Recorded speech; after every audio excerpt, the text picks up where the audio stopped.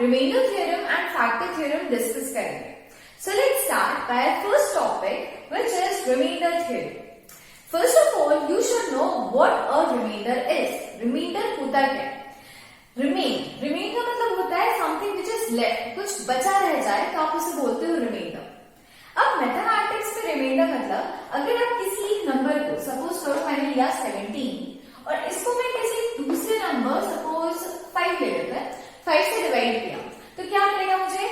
5 3 times is 15 और आप इसे माइनस करोगे तो यू विल गेट 2। ये बेसिक सिंपल सा डिवीजन है जिसमें this 17 is known as dividend, this 5 is known as divisor, 3 is quotient and 2 is remainder। इसे रिमाइंडर क्यों बोल रहे हैं? क्योंकि जब आपने इसको डिवाइड किया तो 2 is left out, 2 इंक्लूड नहीं हुआ डिवीजन में, 2 जो हो गया वो लास्ट में आपका बच गया, रह गया, इसलिए हम इसे क्या बोलते हैं? रिमाइंडर। इस पूरे मेथड को अगर आप वर्ड्स में एक्सप्लेन करना चाहते हो तो what you will write? You will write dividend is equal to divisor into question plus remainder. ये हम बचपन से पढ़ते आ रहे हैं कि अगर आपको कोई डिविडेंड है, आपको कोई नंबर है, सपोज यहाँ पे 17 था, इसको आप डिवाइड कर रहे हो अपने डिवीजन से मतलब 5 से, and you have to multiply with your question, क्योंकि आपने डिवाइड किया ना 5 3 टाइम्स इज 15, तो आपको 5 into 3 करना होगा और जो भी रिमाइंडर आ रहा है आप उस रिमाइंडर को यहाँ पे ऐड कर देते हो।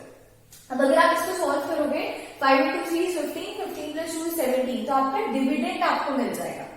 This is a simple division.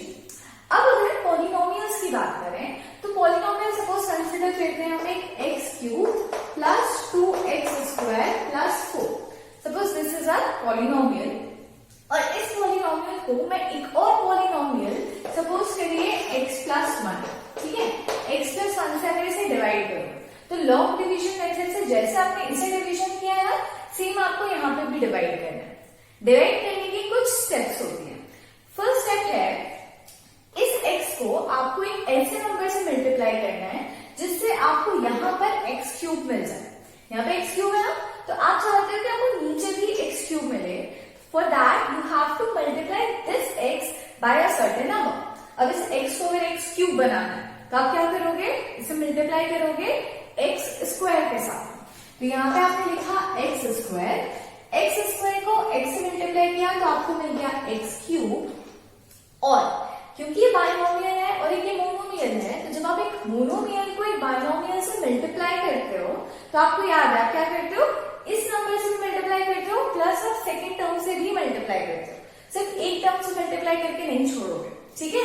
तो हम क्या करेंगे? x² को 1 से भी मल्टीप्लाई करेंगे तो 1 into x² क्या हो जाएगा? प्लस 1x², ठीक है। सपोज करिए ऐसा हो गया। अब आपको क्या करना है? यहाँ पर मैंने क्या था? सब्ट्रैक्ट। सिमिलरली यहाँ भी इस टर्म को सब्ट्रैक्ट करेंगे।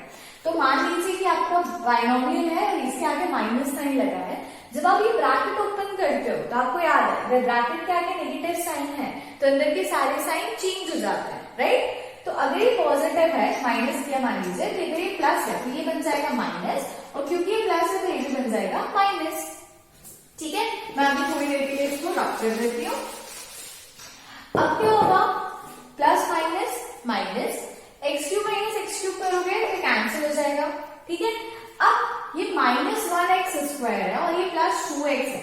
सो we all know that these two are different terms because इसकी पावर 2 है, इसकी पावर 1 है, तो डिफरेंट टर्म्स होती है, हम ऐड और सब्ट्रैक्ट नहीं कर सकते। What we will do, we will write -1x² और प्लस 2x को हम अलग से लिख लेंगे और प्लस 4 को इस तरीके से ऐसे लिख लेंगे, ठीक है, क्योंकि इनको प्लस माइनस नहीं कर सकते। तो इस टर्म को ऐसे लिख लिया, इस टर्म को ऐसे, इसको ऐसे लिख लिया, ठीक है। अब क्या करोगे आप? अब यहाँ पे x है और यहाँ पे -1x²। यू वॉन्ट कि यहाँ पे x² आ जाए, -1x², यहाँ तो x है, किससे मल्टीप्लाई करोगे? -x से, है ना। अगर मैं -x से मल्टीप्लाई करूं, -x into -x हो जाएगा -1x² और -x into +1 करेंगे तो क्या हो जाएगा? -x, ठीक है। अब अगेन आपको क्या करना है? इस टर्म को सब्ट्रैक्ट करना है। सब्ट्रैक्ट करने के लिए क्या करोगे? ब्रैकेट के बाद माइनस साइन, ब्रैकेट ओपन करोगे, अंदर के साइन चेंज हो जाएंगे। तो ये माइनस है तो हो जाएगा आपका प्लस, और ये माइनस है तो ये भी हो जाएगा प्लस। अब प्लस माइनस इज माइनस, तो 1x² माइनस हो जाएगा, आंसर आएगा 0। अब क्या करोगे, ये प्लस है ये भी प्लस है, प्लस प्लस क्या होता है प्लस, 2x प्लस x² कितना आ गया 3x, इसको हमने लिखा 3x प्लस 4। अब क्या करोगे, x को मल्टीप्लाई करो इससे 3 से, ताकि आपको यहाँ 3x मिल जाए, यहाँ हमने लिखा प्लस 3 को x से मल्टीप्लाई किया मिल गया 3x, 3 को 1 से भी करना पड़ेगा तो मिलेगा प्लस 3। ठीक है, ये आ गया। अब क्या करोगे, फिर से साइन चेंज, ये प्लस है ये हो जाएगा माइनस, ये प्लस है ये हो जाएगा माइनस, 3x और 3x माइनस हो गया, 0 आ गया, प्लस माइनस माइनस होता है, 4 माइनस 3 किया तो आंसर कितना आ गया आपका 1। यहाँ पे आपको रिमाइंडर क्या मिल रहा है 1। 1 को फर्दर आप यहाँ पे डिवाइड नहीं कर सकते, ये अकेला बचा रह गया, this is called as remainder. अब आप अपना सिंपल वो वाला जो फॉर्मूला था कि dividend is equal to divisor into question plus remainder, यही चीज अगर आप इसमें अप्लाई करो तो what you will get, x³ plus 2x plus 4 will be equal to x plus 1 into x² minus x plus 3 plus 1। ठीक है, आप इसको सॉल्व करके भी देख सकते हो, अगर आप इस बाइनोमियल को इससे मल्टीप्लाई करो और फिर आप इसमें 1 ऐड कर दोगे तो आपको लास्ट में ये पॉलिनोमियल दोबारा मिल जाएगा। तो अगर मैंने ये वैल्यू इस तरीके से यहाँ पे लिख दी, ठीक है, अब क्या करो, ये तो लॉन्ग डिवीजन मेथड था, ठीक है, long division takes a lot of time और ऊपर से आपको यहाँ पे साइंस को चेंज करना होता है, प्लस माइनस करना होता है, कई बार आपका रिमाइंडर गलत भी आ सकता है ना, इतना सारा कैलकुलेशन करते हो तो हो सकता है आपसे कहीं पे चूक हो जाए, आप प्लस की जगह माइनस लिख दो तो आपको पूरा आंसर गलत हो जाएगा। इस प्रॉब्लम को सॉल्व करने के लिए कि हमें इतना सारा कैलकुलेशन ना करना पड़े, हमारे पास एक थ्योरम है which is called as remainder theorem. इसमें हम क्या करते हैं, मान लो कि मैं जो डिवीजर है जिससे मैं इस पॉलिनोमियल को डिवाइड कर रही हूँ, मान लो मैं इसको रखूं इक्वल्स टू 0, सपोज करो मैं x plus 1 equals to 0 put करूं, तो मुझे x की वैल्यू क्या मिल जाएगी -1, क्योंकि ये प्लस है ये ट्रांसपोज होगा, 0 minus 1 will be equal to -1, मुझे x की वैल्यू क्या मिली -1। अब अगर ये -1 सपोज करो मैं इस पॉलिनोमियल में x की जगह रख दूं, मुझे x की वैल्यू मिल चुकी है, अब ये x की वैल्यू अगर मैंने यहाँ रखी तो चेक करते हैं क्या आता है, -1 होल क्यूब हो जाएगा, x³ है, -1 होल क्यूब हो गया, प्लस 2 इंटू एक्स है तो 2 इंटू -1 हो जाएगा, ठीक है, फिर प्लस 4 कर दिया। अब इसको सॉल्व करो, -1 cube, -1 into -1 into -1, minus minus plus, फिर प्लस माइनस माइनस, आपको क्या मिल जाएगा -1। 2 इंटू -1 करोगे तो क्या आ जाएगा आपको -2, प्लस माइनस माइनस होता है इसलिए माइनस साइन प्लस 4, ठीक है। अब minus minus is plus, 2 plus 1 is 3, sign greater term का लगाओगे, 2 इज ग्रेटर तो क्या है माइनस साइन है, this will become -3 plus 4, again plus minus is minus, 4 minus 3 क्या, तो you will get 1 and 4 minus 3 will be 1, sign greater क्या आएगा, दिस विल बिकम +1। यहाँ आपका रिमाइंडर क्या आ रहा है +1, यहाँ रिमाइंडर क्या आ रहा था +1, दोनों में रिमाइंडर सेम आ रहा है कि नहीं आ रहा है ना। तो जो हमारे मैथमेटिशियंस थे उन्होंने जब इसको चेक किया तो उनको मिला कि इस मेथड से भी रिमाइंडर और लॉन्ग डिवीजन से भी रिमाइंडर सेम आ रहा है, तो हमको इतनी बड़ी लॉन्ग डिवीजन मेथड करने की क्या जरूरत है, हम सिंपल ये भी तो कर सकते हैं। तो this was called as remainder theorem when you take your divisor equals to 0 and if you find the value of x and put that value in your dividend, then you will get a remainder which is equal to the remainder which you get after the long division. So this method can also be applied and this method is called as remainder theorem. ये तो मैंने आपको simple language में समझा दिया। अब आप लोगों को पता है कि आप लोगों की बुक में क्या है, बुक में लिखा है कि if a polynomial equals to px, मान लीजिए पॉलिनोमियल है जो px है, इसको आप डिवाइड करते हो, it is getting divided by another polynomial which is called as gx, then you will get a quotient equals to qx and a remainder equals to r। ठीक है, यहाँ पे 4 टर्म्स दी गई हैं, px will be your dividend, gx will be your divisor, qx will be question and r is remainder। अगर आप px को gx से डिवाइड करते हो तो आपको qx मिल जाएगा और r मिलेगा। जैसे अभी अपन ने यहाँ पे किया था कि x³ प्लस x प्लस 4 जो भी था उसमें अपन ने वो जो था वैल्यू अपनी px हो गई थी, x प्लस 1 जिससे जिससे अपन ने डिवाइड किया वो अपना gx था, क्वेश्चन जो अपन को मिल रहा था वो qx है, और रिमाइंडर जो 1 मिल रहा था दैट विल बी r।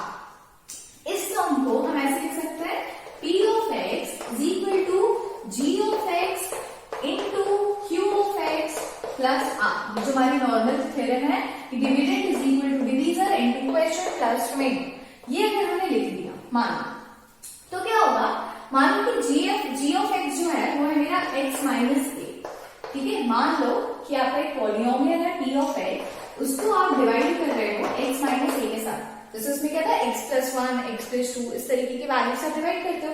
तो मान लो अगर आप इससे डिवाइड कर रहे हो, ठीक है, आपको एक क्वेश्चन मिल रहा है और एक रिमाइंडर मिल रहा है, तो आपने क्या किया कि इस वैल्यू को 0 के इक्वल रख लिया। रिमाइंडर थ्योरम में हमने क्या किया, we put this value equals to 0।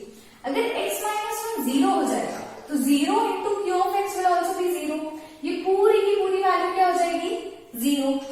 तो हमारा p ऑफ x क्या बचेगा, p of x will be equal to remainder, क्योंकि पूरी वैल्यू 0 हो गई, तो आप जब इसे सॉल्व करोगे तो आपको रिमाइंडर मिल जाएगा।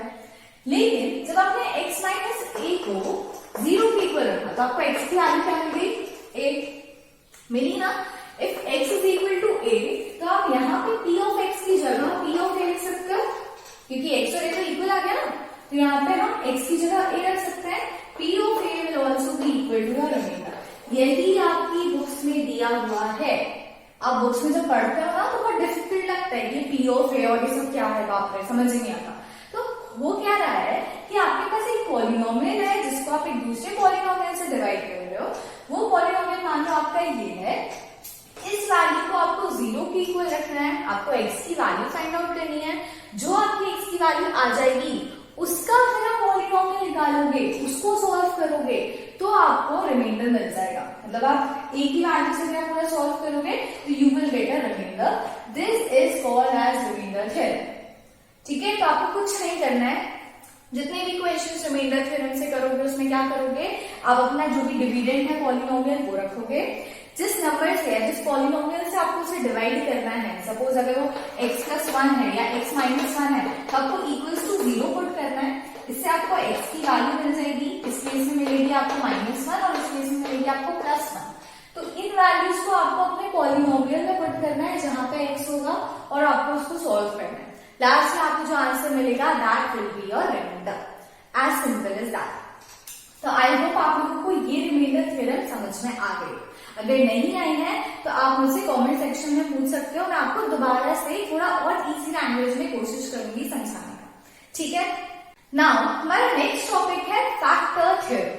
तो रिमाइंडर की तरह आपको फैक्टर का मतलब पता होना चाहिए। जैसे कि अगर मैंने लिखा कि यहाँ पे मैंने मान लो 8 है ना, तो 8 के अगर मैं फैक्टर्स निकालूंगी तो मुझे ऐसे छोटे छोटे वो नंबर्स लेने हैं जिनको मल्टीप्लाई करके मुझे 8 मिले। तो 8 के फैक्टर्स क्या हो जाएगा 2 into 2 into 2। 2 is the smallest prime number by which if we multiply I will get 8. So 2 will be the factor of 8, ठीक है। तो जब भी आप किसी एक नंबर को उसके फैक्टर से डिवाइड करते हो तो आपको क्या मिलता है, मैंने 2 से 8 को भी डिवाइड किया तो मुझे 4 क्वेश्चन मिलेगा, लेकिन मुझे रिमाइंडर क्या मिलेगा 0, है ना। तो whenever you divide a number by its factor you will always get remainder equals to 0। Factor theorem भी यही है। आपको क्या करना है, अगर आपको एक पॉलिनोमियल दिया हुआ है, सपोज करो x³ plus x² plus x plus 1, ये आपका एक पॉलिनोमियल है और इसे आपको डिवाइड करना है एक नंबर से x प्लस 1 और मुझे चेक करना है कि ये x प्लस 1 जो है वो इसका फैक्टर है या नहीं है। फैक्टर मतलब जब आप x प्लस 1 से इसको डिवाइड करोगे तो आपको आंसर 0 मिलना चाहिए। अगर 0 मिल गया तो मतलब ये फैक्टर है, और 0 नहीं मिला मतलब ये फैक्टर नहीं है। तो हमें क्या करना है, दो तरीके हैं, या तो आप लॉन्ग डिवीजन मेथड करो, पूरी सॉल्व करो, देखो 0 आता है कि नहीं आता। अगर 0 आ जाए तो फैक्टर है, नहीं आए तो फैक्टर नहीं। दूसरी मेथड जो अभी अभी हमने पढ़ी विच इज रिमाइंडर थ्योरम, जो लॉन्ग डिवीजन मेथड से थोड़ी सी इजी होती है। तो आप क्या करोगे, आप इस वैल्यू को इक्वल्स टू 0 रखोगे, आपको x की वैल्यू -1 मिल जाएगी। आप x की वैल्यू -1 पुट करो, सॉल्व करो, आंसर में 0 आता है तो आप कह दोगे यहाँ फैक्टर है, आंसर 0 नहीं आएगा तो फैक्टर नहीं है। This is our factor theorem. Factor theorem is basically a part of remainder theorem, है ना। रिमाइंडर थ्योरम में आपको बस रिमाइंडर फाइंड आउट करना होता है कि कुछ भी आ जाए, लेकिन फैक्टर थ्योरम में आपका remainder should be equal to 0। अगर 0 आता है तो you will say that yes this number is a factor of this polynomial, but if you won't get remainder equals to 0 then you can say that this number या this polynomial is not a factor of this polynomial. So this is basically your factor theorem. Okay, तो I hope आप लोगों को remainder theorem और factor theorem का जो concept है उसके पीछे का वो समझ आ गया होगा। तो जब हम एक्सरसाइज सॉल्व करेंगे, क्वेश्चंस करेंगे, तो आपको पता होगा कि हम क्या कर रहे हैं और आंसर हमारा कैसा आ रहा है। ठीक है, अभी भी अगर समझ में आया हो तो आप मुझसे कमेंट सेक्शन में पूछ सकते हो। I am always there to help you guys out. Okay, so now we will meet in our next video और उसमें हम अपनी नेक्स्ट एक्सरसाइज सॉल्व करेंगे। तब तक के लिए अपना ध्यान रखिए, खुश रहिए, मुस्कुराते रहिए। बाय।